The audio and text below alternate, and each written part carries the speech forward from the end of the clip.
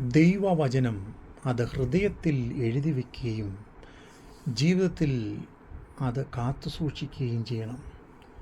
നമുക്കറിയാം, കൊച്ചു കുഞ്ഞുങ്ങൾ അവർ പഠിക്കുമ്പോൾ എഴുതി പഠിക്കാറുണ്ട്. മുതിർന്നവർ ബുക്കിൽ എഴുതാറുണ്ട്. അധ്യാപകർ ബോർഡിൽ എഴുതാറുണ്ട്. ബുക്കുകളിൽ പ്രിൻ്റ് ചെയ്ത് സൂക്ഷിക്കാറുണ്ട്. ഇതെല്ലാം കാലക്രമത്തിൽ മാഞ്ഞ് പോകും.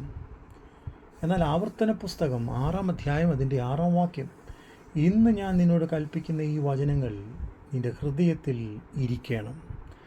അതെ, ദൈവവചനം ഹൃദയത്തിൽ സംരക്ഷിച്ചു വെക്കണം. അത് സൂക്ഷിക്കണം. അത് ജീവനും ചൈതന്യവും നൽകുന്നതാണ്. അത് ഇരുവായ്ത്തലയുള്ള ഏത് വാളിനേക്കാളും മൂർച്ചയേറിയതാണ്. അത് പ്രാണനെയും സന്ധിമഞ്ചകളെയും വരി തുളച്ചു ചെല്ലുന്നതാണ്. ദൈവവചനം ഹൃദയത്തിൽ മനഃപ്പാഠമായി സംഗ്രഹിച്ചു വയ്ക്കുമ്പോൾ അത് ജീവിതത്തിൽ ചൈതന്യവും വിടുതലുമാക്കി തീർക്കുന്നു.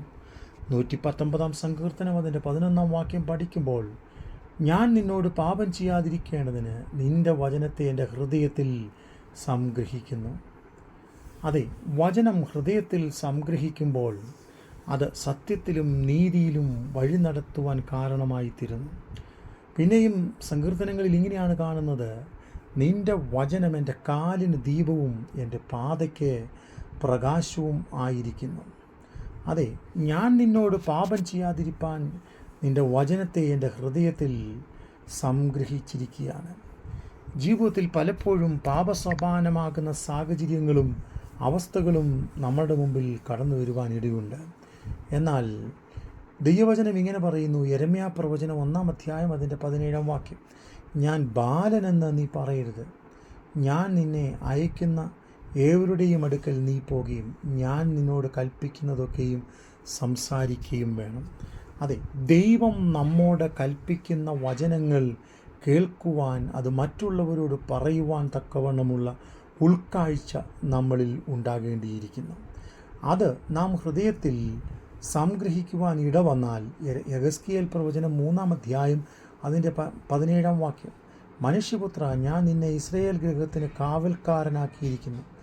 നീ എൻ്റെ വായിൽ നിന്ന് വചനം കേട്ട് എൻ്റെ നാമത്തിൽ നീ അവരോട് പ്രബോധിപ്പിക്കണം.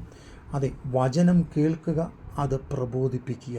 കേൾക്കുന്ന വചനം അത് മനസ്സിലാക്കുക. അത് മറ്റുള്ളവർക്ക് ഗുണകരമായി തീരത്തക്കവണ്ണം ദൈവസന്നിധിയിൽ നാം തയ്യാറാകുക.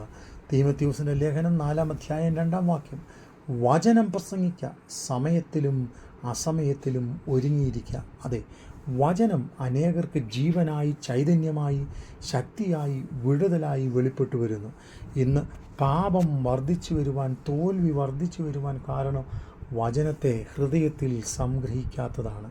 എന്നാൽ വചനം ഹൃദയത്തിൽ സംഗ്രഹിച്ചുകൊണ്ട് ദൈവസന്നിധിയിൽ ഒരുക്കവും സമർപ്പണവുമുള്ളവരായി നാം അനുദിന യാത്രയിൽ മുൻപോട്ട് പോകുമെങ്കിൽ വചനം നമുക്ക് ജീവനും ചൈതന്യവും ശക്തിയും നൽകിത്തന്ന് അനുദിന യാത്രയിൽ നമ്മെ ശക്തരായി നടത്തുവാനിടവരും. അതുകൊണ്ട് വചനത്തിൻ്റെ മുമ്പിൽ അനുസരിക്കാം. വചനം ഹൃദയത്തിൽ സംഗ്രഹിച്ച് ശക്തിയോടെ ശത്രുവിനോട് പോരാടുവാൻ തക്കവണ്ണം ദൈവസന്നിധിയിൽ ഒരുങ്ങാം. ദൈവം നമ്മെ സഹായിക്കട്ടെ.